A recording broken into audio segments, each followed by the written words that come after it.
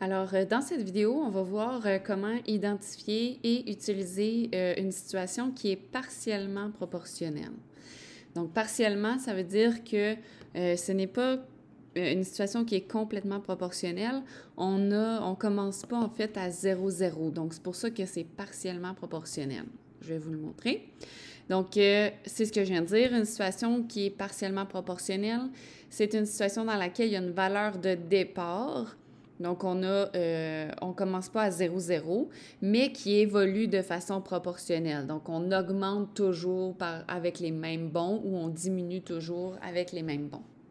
Les rapports sont des taux équivalents, c'est sûr, sauf pour qu'ils soient équivalents, il faut enlever la valeur de départ.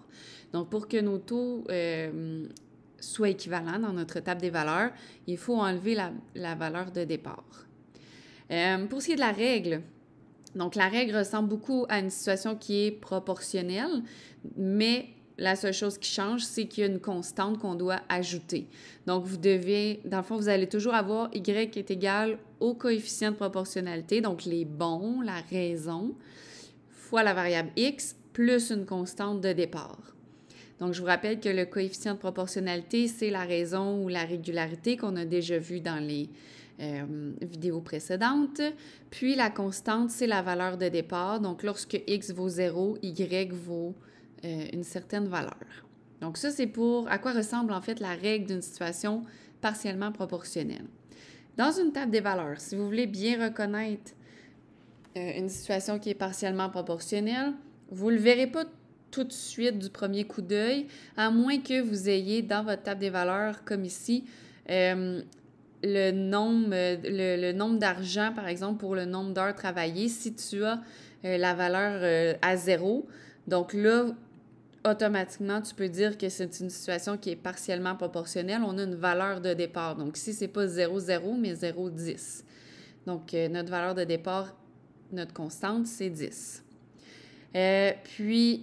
Pour trouver la règle, on aurait besoin de la raison, de la régularité ou du coefficient de proportionnalité si vous préférez. Alors, on va regarder les bons.